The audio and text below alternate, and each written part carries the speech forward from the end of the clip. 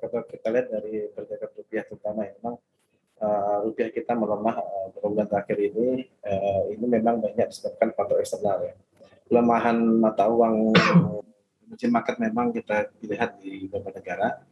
Walaupun sebetulnya pelemahan rupiah sendiri kita lihat sampai bulan 9 kemarin sekitar 6%, kalau kita bandingkan dengan beberapa emerging market itu rata-rata di atas 10%. Pelemahan ini yang tidak terlepas dari kondisi global yang menuju krisis ya, menuju resesi. Kita lihat dampak dari pandemi kemarin, pertumbuhan ekonomi di global juga berpulih. Terus sekarang di global terjadi konflik di Rusia dan Ukraina, dan di depan mata sekarang potensi bencana iklim yang tidak menjadi suatu hal yang jadi perhatian semua. Kita lihat inflasi yang tinggi di sini akhirnya membuat pelemahan terutama emerging market, mata uang emerging market cukup terlihat, termasuk di Indonesia. Cuma dengan kondisi makro kita yang lebih stabil, kita lihat setelah pandemi kemarin, pertumbuhan ekonomi kita tumbuh cukup baik, keluar dari resesi, dan berikutnya juga rupiah kita relatif lebih stabil walaupun terjadi pelemahan yang memang dampak dari global market. Saya rasa ke depan pemerintah harus bisa bekerja keras lagi bagaimana membuat kestabilan mata uang ini bisa terjadi dengan baik, sehingga walaupun ditekan dengan kondisi global yang cukup membuat kekhawatiran di banyak pihak ya, bahkan pemerintah sendiri cukup khawatir dengan kondisi global ini. Kita optimis bahwa dengan usaha yang pemerintah lakukan untuk menjaga kondisi makro stabil ini, pelemahan rupiah kita lebih terjaga sehingga pasar kita ini tetap menarik, baik itu bagi investor domestik sendiri maupun investor asing yang kita lihat sebagian besar sudah banyak menekan kita. Kalau kita lihat banyak di awal sebelum pandemi kemarin, kepemilikan asing di obligasi negara terutama cukup drastis ya. Tapi kekuatan domestik investor kita sampai saat ini yang menopang kekuatan pasar kita sekarang. Baik, peluang apa yang bisa kita manfaatkan terkait dengan pasar obligasi di tengah pelemahan rupiah ini? Ya, kita mempunyai satu kelebihan sebetulnya, likuiditas dalam negeri kita yang sangat baik, terutama didukung dengan dana perbankan kita yang banyak masuk di pasar SBN, terutama di pertengahan ya, di awal pandemi itu, memang pemerintah menopang kebijakan-kebijakan yang untuk mendukung pertumbuhan pasar. Asing keluar dari pasar kita lebih dari 150 triliun waktu itu, dalam waktu yang cukup pendek, tapi terjadi pemulihan pasar suatu harga yang relatif cepat, dan bahkan nilai terendah kita alami, kita rasakan di masa pandemi. Kenapa itu bisa terjadi?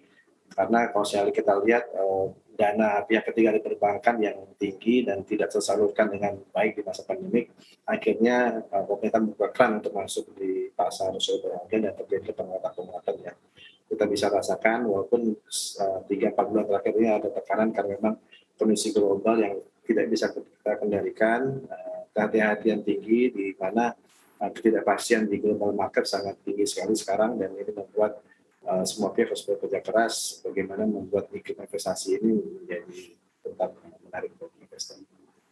Baik, kita akan beralih ke Pak Ahmad Mikhail. Kalau kita mengingat di 2014, kita mengingat rupiah ini pernah masuk ke Fragile Five gitu, dan kita sudah berhasil keluar dari sana. Dan mungkin ada sesuatu yang bisa kita lakukan dari segi kebijakan juga untuk mencegah rupiah kembali lagi ke dalam daftar Fragile Five. Ya, kalau saya lihat kondisinya beda ya 2014 dengan 2022 ya. 2014 itu adalah era berakhirnya komoditi boom ya. Nah, kalau saya lihat tahun ini dan tahun depan itu adalah masih early stage dari komoditi boom malah ya. Jadi beda sekali. Yang kedua, kita lihat tahun 2014 itu Indonesia dari current account surplus turn back ke current account deficit.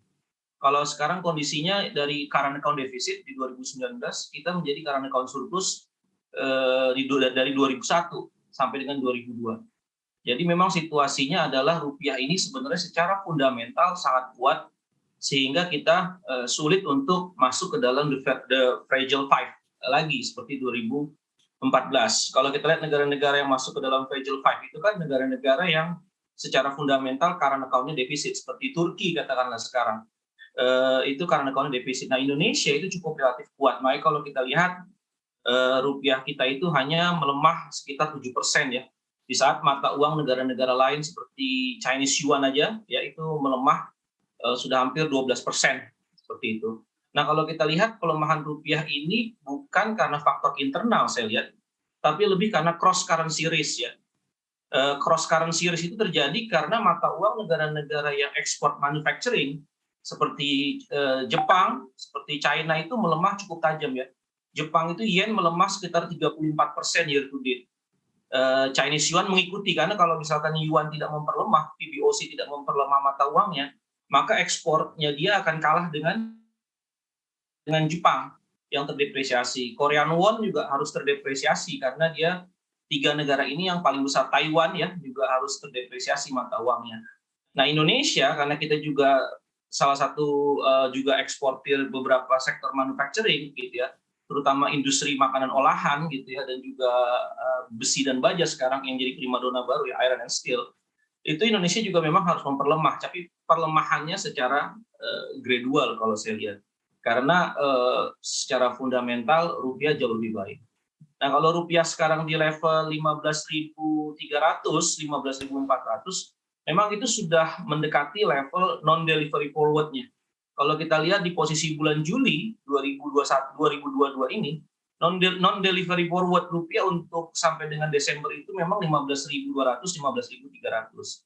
Jadi memang kondisi sekarang rupiah itu spotnya memang mendekati level forward-nya ya. Jadi memang ini sudah diantisipasi dari awal oleh para pelaku pasar sebenarnya.